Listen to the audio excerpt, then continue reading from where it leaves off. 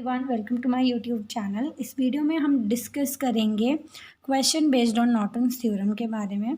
Question उसके लिए कुछ ऐसा है that you have to evaluate current through 10 ohm resistor by the Norton's theorem. ठीक है, तो ये जो 10 ओम रेजिस्टर है इस पर्टिकुलर सर्किट में हमें इसके थ्रू करंट को फाइंड आउट करना है कि इसमें कितना करंट फ्लो हो रहा है। ठीक है, तो इसमें नंबर ऑफ स्टेप्स कितने रहेंगे? 3 स्टेप्स रहेंगे।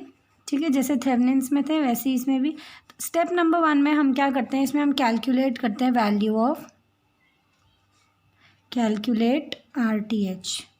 थेवेनिन्स रेजिस्टेंस को हम कैलकुलेट करते हैं। फिर उसके लिए हम क्या करेंगे, हम ओपन करेंगे A और B टर्मिनल को, है ना, और फिर क्या करेंगे, रेस्ट ऑफ द सोर्सेज को डीएक्टिवेट करेंगे। ठीक है, तो हम क्या करेंगे, open A and B by deactivating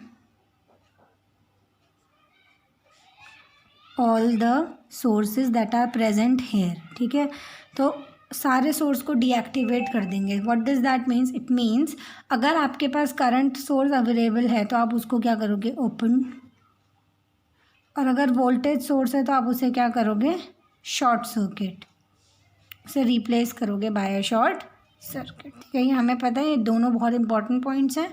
तो इस केस में देखो, इस पर्टिकुलर सर्किट में 2 वोल्टेज सोर्स है, तो ये है 20 वोल्ट का और एक 12 वोल्ट का। तो हमें इसे क्या करना है, रिप्लेस करना है बाय शॉर्ट सर्किट। तो इसका डायग्राम जब हम शॉर्ट कर लेंगे तो कैसा हो जाएगा, it would be something like, इसको हमने ओपन किया है। ठीक है, तो ओपन किया है दैट मीन्स नॉर्मली आप इसे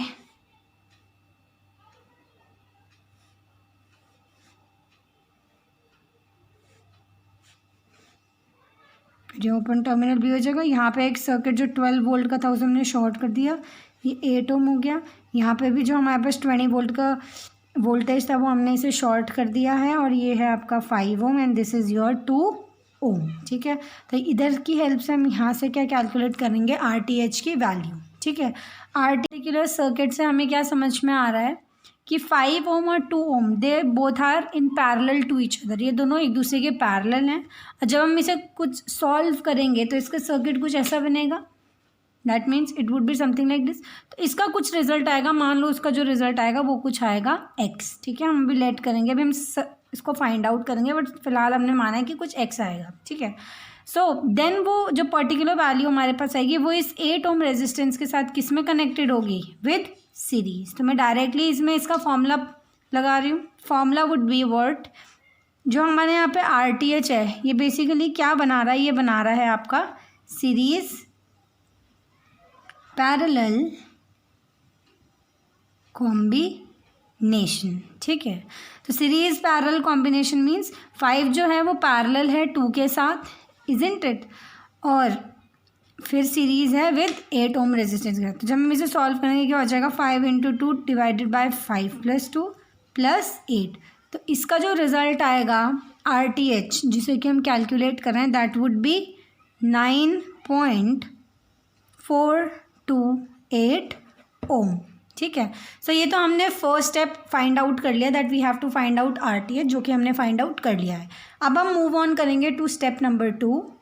तो स्टेप नंबर 2 में हमें क्या करना है, हमें कैलकुलेट करना है value of IN, and IN मतलब होता है नॉर्टन्स करंट। ठीक है, हमें ये फाइंड आउट करना है। ओके, तो इस केस में हम क्या करेंगे, जो हमारे पास क्वेश्चन में ओपन टर्मिनल था, ठीक है, तो हम ओपन टर्मिनल के बीच में जो भी लोड है उसको रिमूव करेंगे और A और B ब्रांच को शॉर्ट करेंगे। ठीक है, और उस पर्टिकुलर करंट को हम IN बोलते हैं। इसका मतलब क्या हुआ, हमारे पास जो भी सर्किट गिवन था, ठीक है,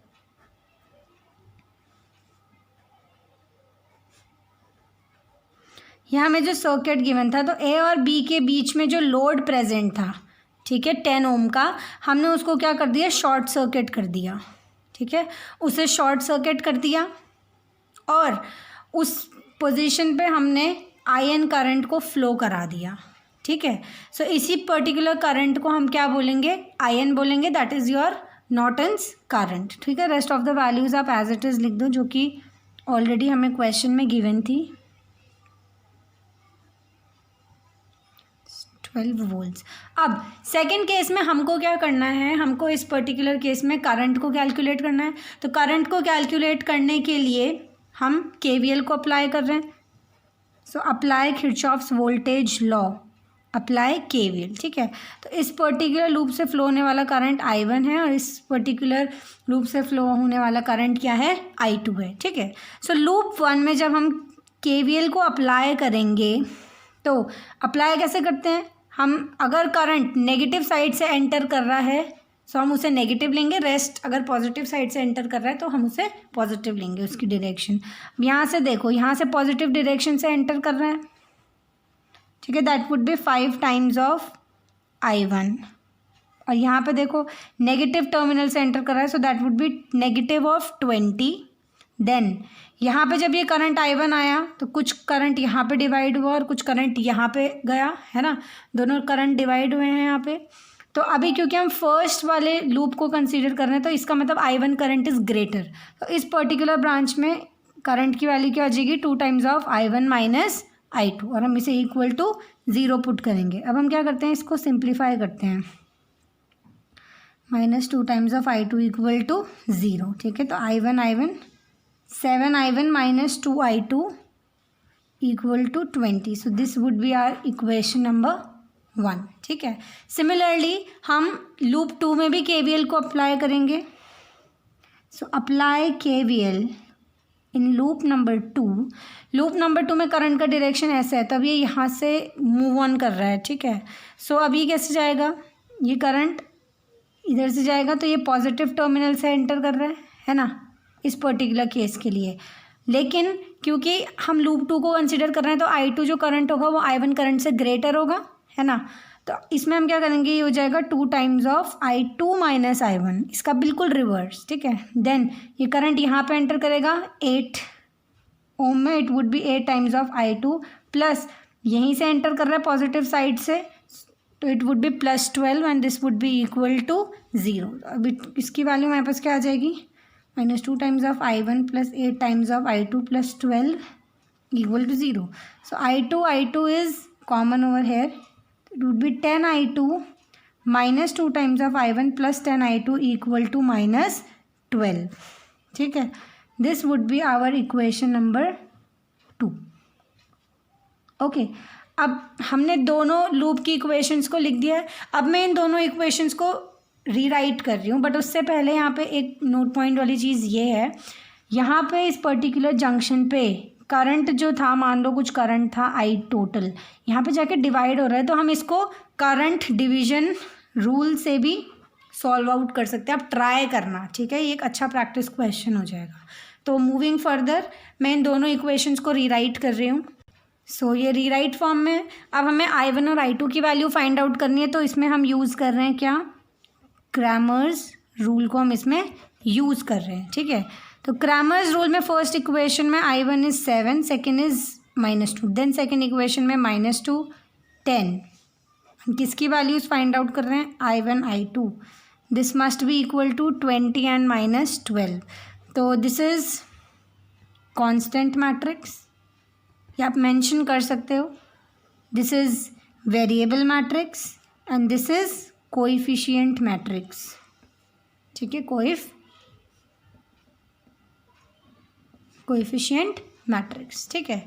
सो हम क्रैमर्स रूल में I1 I2 की वैल्यू फाइंड आउट करेंगे, बट हमें क्वेश्चन में क्या बोला गया था कि जो हमारे पास सर्किट हमें गिवन है, दैट इज़ दिस सर्किट, ठीक है। ये सर्किट जो हमें गिवन था, हमें फाइंड क्या करना था, इस 10 ओम वाले रेजिस्टर से कितना करंट फ्लो हो रहा है हमें ये कैलकुलेट करना था।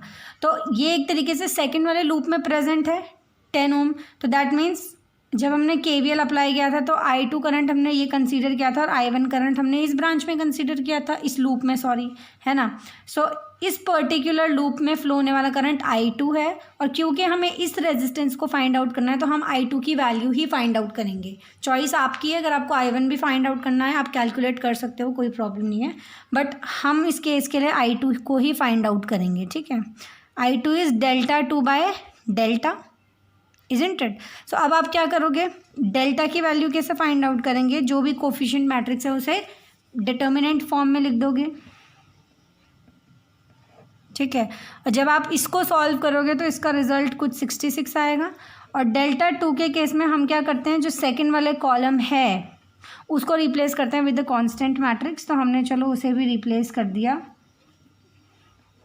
और जब हमने इसको सॉल्व किया तो we got the value -44 on simplifying it. ठीक है। सो I2 करंट हमारा फिर क्या हो जाएगा, it would B delta 2 by delta, और डेल्टा 2 की वैल्यू -44 है डिवाइडेड बाय 66। ठीक है। सो यहाँ से जो हमारा I2 करंट हो जाएगा वो क्या हो जाएगा, -0.666 एम्पियर। ठीक है। और यही करंट हमारा IN करंट होगा, that is Norton's current, because इस पर्टिकुलर केस के लिए स्टेप 2 के लिए A और B टर्मिनल से जो करंट फ्लो हो रहा था वो कौन सा था, IN भी था। ठीक है। So this would be equal to IN। तो ये हमने IN को कैलकुलेट कर लिया। ठीक है। अब लास्ट स्टेप हमारा इसमें क्या रहता है, that is step number 3। Step number 3 says हमें, जैसा हमने थेवेनिन्स इक्विवेलेंट सर्किट बनाया था वैसे ही हम नॉर्टन्स इक्विवेलेंट सर्किट को कंस्ट्रक्ट करेंगे। ठीक है।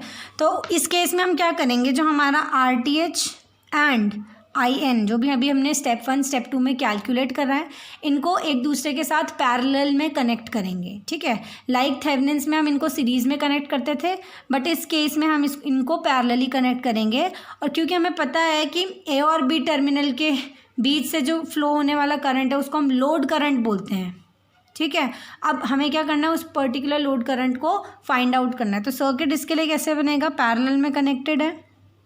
तो मान लो ये करंट फ्लो हो रहा है, ये है IN। ठीक है। और हमने जो RTH था इसको पैरेलली कनेक्ट कर दिया IN के। ठीक है। और आगे हमारे पास क्या होता है, 2 टर्मिनल्स होते हैं A एंड B, और अकॉर्डिंग टू क्वेश्चन यहाँ पे एक रेजिस्टेंस भी गिवन है। ठीक है। सो मान लो यहाँ से जो करंट फ्लो हो रहा है वो है IT, that is I total current. तो ये यहाँ जाके कुछ डिवाइड हो जाएगा I1 और I2 में। ठीक है। हाफ करंट यहाँ मूव कर जाएगा, हाफ करंट यहाँ मूव कर जाएगा। और हमें पता है कि A और B से फ्लो होने वाले करंट को हम क्या बोलते हैं, IL, जिसे कि हम क्या बोलते हैं, लोड करंट। अब हमें इसको कैलकुलेट करना है। ठीक है। सो यहाँ पे एक जंक्शन है, करंट का डिवीजन हो रहा है यहाँ पे हाफ पार्ट्स में, तो यहाँ पे हम करंट डिवीजन रूल को अप्लाई करेंगे। ठीक है। करंट डिवीजन रूल का फॉर्मूला क्या रहता है, that is IX equal to IT multiplied by resistance of opposite branch divided by resistance of opposite branch, जो भी वैल्यू यहाँ न्यूमरेटर में लिखोगे वही यहाँ पे भी लिखोगे, प्लस करंट ब्रांच का resistance we have to find out. ठीक है। सो इस पर्टिकुलर केस के लिए जो हमारा I टोटल निकला है, I total that is your IN। ठीक है।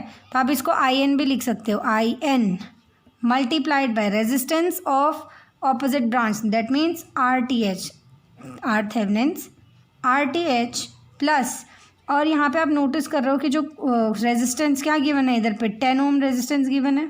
ठीक है। करंट ब्रांच का रेजिस्टेंस हो जाएगा। सो this would be something like this, isn't it.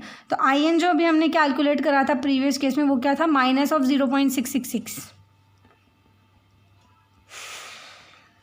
Multiplied by RTH की वैल्यू स्टेप 1 में कितनी आई थी, 9.428 डिवाइडेड बाय 9.428 प्लस 10।